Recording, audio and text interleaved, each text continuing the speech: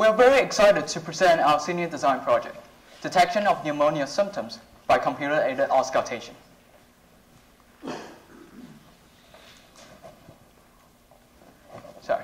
Our project is based on the premise that pneumonia is a world health challenge. According to the WHO, pneumonia is a leading cause of death in children, the elderly, and the chronically ill.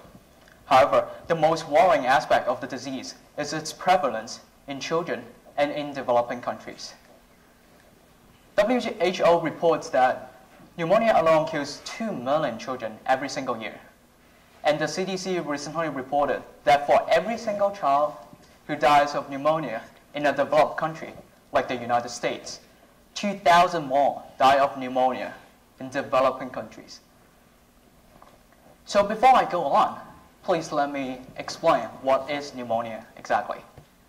Pneumonia is a severe form of lower respiratory infection, usually accompanied by these two clinical symptoms: inflammation and fluid buildup in the lung, which is also called lung consolidation.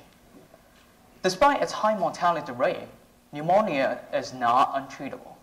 Quite the contrary, early diagnosed pneumonia patients generally respond well to antibiotic therapies. So now the logical question is why the death numbers are so high in those developing countries. And that brings us to the diagnosis, to the current diagnostic system of pneumonia. On the left here, we have doctors making medical decisions. And on the right, we have all the currently available diagnostic support tools.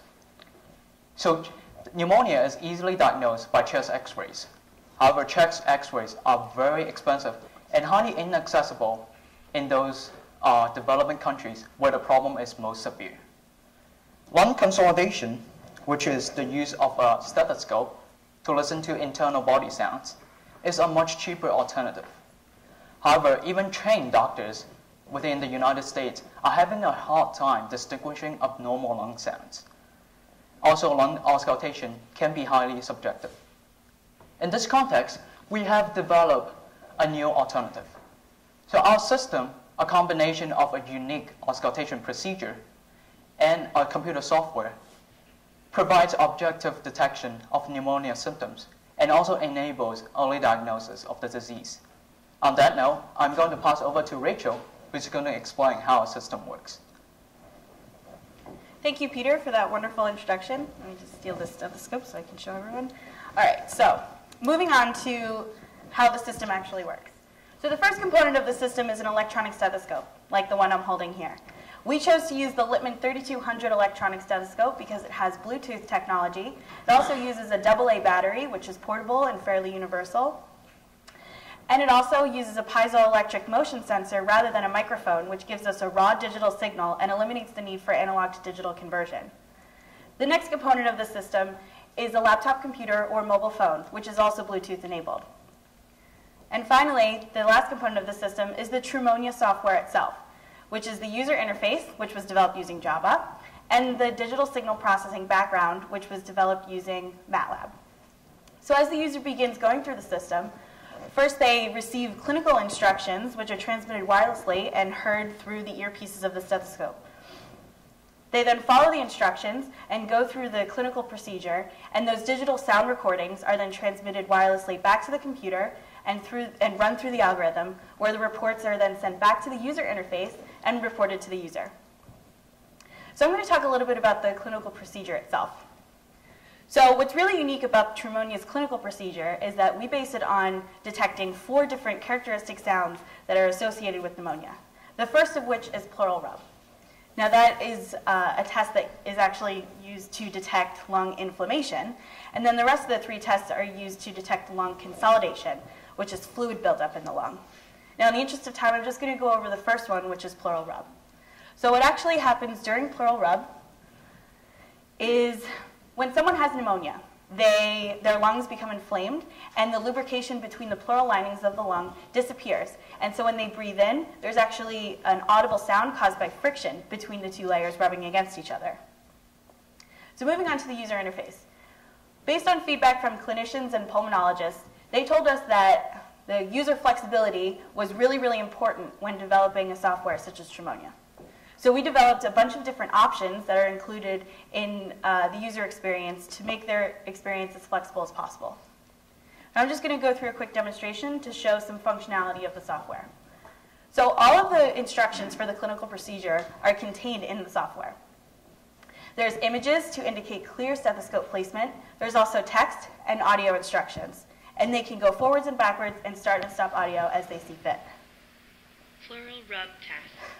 Place the stethoscope at the upper tip of the sternum, indicated by the yellow circle in the diagram shown.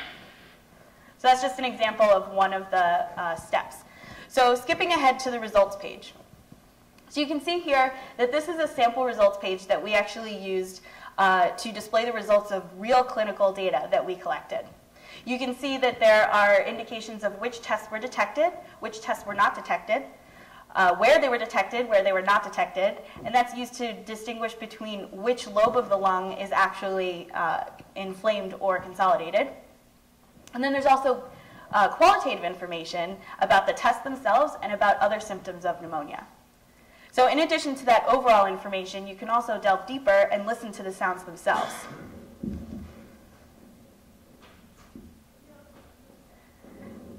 To an untrained ear, that just sounds like breathing, but actually there was a pleural rub detected. So now I'm going to send it off to Jin, who's going to talk about how we detect those pleural rubs. Thank you, Rachel. Now I'm going to walk you through the back end of our algorithm. So what we have done is we have used a variety of digital signal processing techniques ranging from speech recognition to voice over internet protocol, VoIP speech detection, to discrete wavelet filter banks in order to identify the clinical symptoms that Rachel has mentioned. In the interest of time, I shall walk you through just the pleural rub detection algorithm that we have built.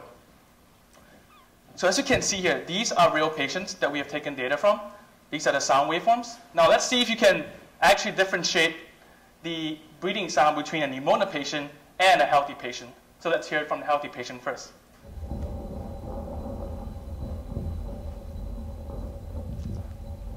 All right, and let's hear from the pneumonia patient. Can anyone tell the difference? Because trained physicians and the 6 pulmonologists we've talked to have stated that this is a problem that the medical community faces. And that is why we've come up with our algorithm that takes the sound sample, runs it through a filter bank, and outputs the pleural rub in the diagram that you see above. And this is because pleural rubs are non-stationary components buried in a ton of stationary noise. And as such, we take the digital signal from the electronic stethoscope, run it through a linear prediction filter, a filter bank, some nonlinear operators, in order to remove the stationary noise, and we get the pleural rub diagrams that you saw previously. Now, how did we do on our algorithm? Well, first we obtained IRB approval from the Hospital of the University of Pennsylvania. We managed to obtain a total of 221 recordings from 6 pneumonia patients and 6 healthy subjects. For the test of inflammation, which is pleural rub, we achieved a sensitivity of 79%, which indicates 79% of pneumonia patients were detected as having pneumonia by our algorithm, and we had no false positives. For lung consolidation, which is a combination of all 3 of the rest of the techniques, we managed to achieve a 75% sensitivity rate and a 31% false positive rate. Now, pneumonia is a $39 billion industry, and as you can see, we are at least 20 times cheaper and 8 times faster than the current standards of the medical community. Now, where do we plan to go from here?